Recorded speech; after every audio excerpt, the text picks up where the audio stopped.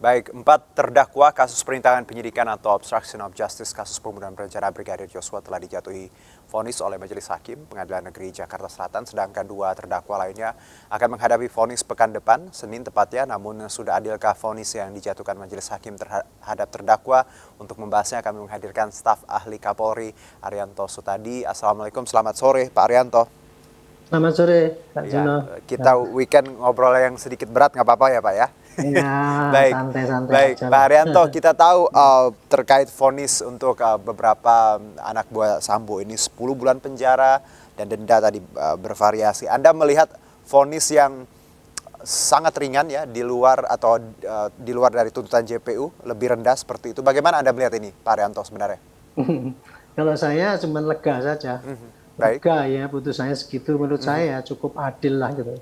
Nah, karena estimate saya, ya, kalau estimate saya kemarin itu melihat fakta persidangan dan saya sendiri juga mengikuti selama ini bagaimana perkembangan kasus penyidikannya itu ya.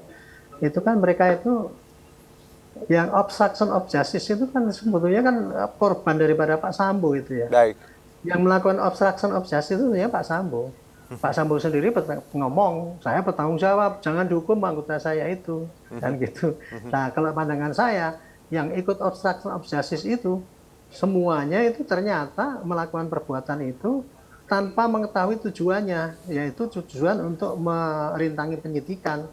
Karena ketika dia melakukan perbuatan masing-masing itu masih nggak jelas itu Pak, penyidikan itu bunyinya itu arahnya mana, skenario yang benar, dan kemudian apa yang dirusak itu merintangi di mana, nggak ada itu. Jadi seperti tadi malam saya lihat di dalam wawancaranya Pak itu Profesor Edi itu, obstruction of justice itu nggak bisa dikenakan pada orang yang tidak tahu Baik. apa yang dilakukan itu. Jadi saya pikir kemarin tuh kalau saya sih bebaskan semua, tapi nggak apa-apa lah. Oke. Yang penting hukumannya kan cuma 1 tahun. Baik. Artinya di bawah 3 tahun sehingga dia bisa menganulir, nanti bisa dipakai untuk Banding ya, kode etik ya Pak. Ya kode etiknya itu. Oke, tapi sebelum kita bicara nanti possibility untuk mereka banding ke kode etik. Kalau Anda melihat tadi hukuman yang ringan disebabkan karena mereka pun korban sebenarnya. Dari kacamata Anda sendiri Pak Arianto, ada hal lain yang meringankan hukuman untuk keempat orang ini dari sudut pandang Anda? Ya, kalau yang meringankan jelas ya, mereka itu dari track record-nya semua nggak buruk loh Pak, nggak pernah melanggar disiplin, dia dedikasinya tinggi, dan justru dia tuh yang dipilih-pilih oleh Pak Sambo itu kan dianggap karena dia kerjanya baik oleh Pak Sambo itu, begitu. Okay. Kalau Arief itu kan disuruh pimpinannya suruh itu karena dia dinilai bagus, sehingga dia waktu ada tugas ini langsung dikerjakan, disuruh oleh dia. Pak Eko ini juga demikian juga kan, ya dia yang ngerti komputer disuruh oleh dia itu, padahal dia nggak ngerti bahwa itu yang dikerjakan itu ternyata dalam rangka Pak Sambo untuk menghilangkan penyidikan. Tapi kan dia waktu itu kan nggak ngerti. Justru kalau Pak Eko ini menurut saya itu malah jadi seakan-akan membantu loh Pak. Itu kan dulu kan dia kan disuruh menghilangkan rekaman itu, tapi dia masih mengcopy di flash disk, disimpan jaga-jaga siapa tahu ada apa-apa. Ternyata benar kan? Oke. Coba Baikuni tidak ngasihkan itu nggak terungkap itu Pak, karena udah dirusak semua itu. Oke. Jadi sebenarnya para terdakwa ini keempat yang sudah diputus ini, kalau bicara niat mereka sama sekali tadi ya Pak ya? Nggak ada. Okay. Kalau Cuk itu kan sepertinya Pak Sambo, apa yang disuruh Pak Sambo ya dikerjakan. Nggak mungkin menolak itu untuk apa-apa benar gitu. Oke, di luar tadi itu mereka juga sebagai korban, prestasi juga dipertimbangkan Pak ya. Kalau menyesali sendiri Pak, kita tahu beberapa pihak menyebut secara frontal bahwa menyesal melakukan ini. Apakah penyesalan ini dijadikan bahan pertimbangan untuk hakim sendiri? Oh ya, memang itu jadikan bahan untuk pertimbangan vonis hakim itu menyesal, dan sekarang ada lagi dimaafkan oleh yang korban ya gitu ya. Itu juga menjadikan untuk keringanan, kesopanan gitu. Intinya gitulah. Ya. Jadi 10 bulan ini memang hukuman yang cukup adil lah untuk mereka. Menurut saya cukup adil lah. Ya, supaya perbuatannya itu toh dia ikut berbuat dan akan melanggar pidana, ya silahkan lah, itu penafsiran hakim kan itu. Tapi hukumannya 10 itu tidak fatal ya, akhirnya tidak sampai menghabiskan dia sampai kemudian di PTDH dan itu hilang masa depannya kan itu. Mereka itu sekarang saya yakin mereka akan kembali lagi Pak itu semua itu. Baik, Di yang PTDH kemarin bicara PTDH ini Pak, kita tahu ya semuanya di bawah 2 tahun dan kita lihat juga bagaimana putusan yang sebenarnya diberikan kepada Eliezer. Untuk beberapa terdakwa Irfan, Arif, dan Baikuni ini, Anda melihat apakah mereka nanti akan banding dan bisa mempertahankan karir mereka di kepolisian atau ada hal lain, possibilities lain yang Anda lihat dari sikap mereka nantinya? Itu semuanya kan baik yang bersangkutan maupun orang tuanya masing-masing kan itu mengharapkan kalau bisa kembali lagi ke polisi karena mereka ya pada dasarnya anak-anak dari polisi dan mendedikasikan pada polisi. Mereka pasti ingin balik lagi. Dan kemarin kan sangat kaget ya di PTDH gitu. Padahal anaknya itu semuanya kan dibimbing dengan baik-baik, tapi kok kemudian kayak gitu.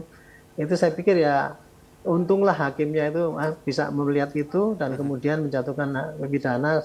Menurut saya masih bagus banget lah untuk tujuan pembinaan di masa mendatang mereka. Mereka itu kan semua muda-muda semua itu Pak. Betul.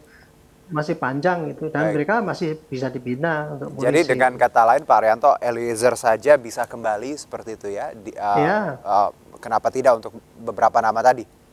Iya, ya betul. Eliezer kalau itu kan dia memang, kalau Eliezer saya nggak bisa menafsirkan ya itu apakah dia itu patut dihukum apa tidak, karena dia memang kenyataannya dia masuk bagian daripada itu. Tapi kan dilihat bahwa Eliezer itu jujur, kemudian justice kolaborator dan banyak jasanya lah untuk perkembangan inilah penyidikan maupun hukum itu pantas dia di itu. Tapi kalau ini yang obstruction ini jelas menurut saya harusnya mereka itu sial aja jadi korban Pak. Korban yang kemudian divonis PTDH yang itu sangat menguncangkan situasi batin mereka. Pak Arianto, dan sekarang dikasih kembali. Ya, kalau untuk Polri sendiri, kalau ada pertanyaan misalnya, sehatkah untuk tubuh Polri sendiri menerima anggotanya yang sempat bermasalah seperti itu? Ini juga jadi concern publik. Kalau dari Anda, Pak Arianto?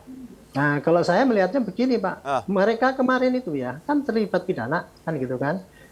Kalau orang melibat pidana itu langsung capnya, stigmanya kan orang jahat, kan gitu kan. Tapi kan kita melihat kenyataan. Mereka dipidana karena perbuatan apa? Mereka kan tidak berniat jahat. Gitu loh, Pak. Mereka tidak berniat jahat, mereka tidak berlaku tidak jujur, mereka tidak bertindak melawan atasan. Kalau dilihat dari kode etik polisi, Pak, ini kan kalau yang mengeluarkan ataupun mempertahankan itu kan di kode etik ya Pak ya. Baik. Jadi kode etik itu masih mau mengeluarkan dia atau enggak kan dilihatnya dari situ Pak. Anggota ini kira-kira memang ada niatnya jelek atau kejahatan atau tidak jujur atau tidak berprestasi atau bandel. Itulah yang jadikan pertimbangan di kode etik. Nah sekarang setelah di dalam persidangan selama 6 bulan kan jelas mereka tuh sama sekali mereka tidak ada niat jelek dan bukannya tidak jujur dan tidak banyak pelanggaran. Jadi pantaslah dia masih dipertahankan di polisi gitu. Pak Arianto, singkat saja satu terakhir Pak. Kita tahu Hendra Gunawan dan Agus Nurpatria ya besok akan disidang dan kalau kita melihat vonis untuk beberapa yang sudah divonis yang jauh lebih ringan. Anda melihat nama Hendra dan Agus, khususnya Hendra karena kita tahu perannya lebih tinggi dibandingkan terdakwa lainnya. Bagaimana Anda melihatnya Pak Arianto? Ini saya nggak bisa memprediksi karena Hendra tuh dulunya saya pikir dulu itu patut dihukum paling berat dulu saya. Tapi setelah saya lihat fakta persidangan dan dia kan waktu itu suruh mengamankan dan waktu suruh mengamankan itu belum kebuka itu skenario Sambo. Jadi dia juga melakukan tindakan itu juga tidak tahu apa yang tujuannya itu gitu. Kalau dilihat dari tindakannya. Tetapi karena dia dekat dengan Sambo, dianggap tahu masalahnya, dia harusnya wajib tahu dong gitu. Kira-kira hukumannya mungkin akan lebih berat sedikit ketimbang yang prajurit-prajurit yang kena tank itu kemarin itu. Ini estimate ya, tapi nggak tahu lah. Iya. Karena kita tahu Hendra memang perannya lebih tinggi dibandingkan terdakwa lain. Dan dekat pangkatnya kan, gitu. Dianggap tahu lah. Gitu. Baik, Pak Arianto, terima kasih sekali atas waktunya di sore hari Minggu ini. Sama-sama, terima kasih. Kita nantikan besok keputusan hakim ya di sidang untuk Hendra dan juga Agus. Salam sehat Pak, terima kasih. Terima kasih Pak, terima kasih. Selamat sore.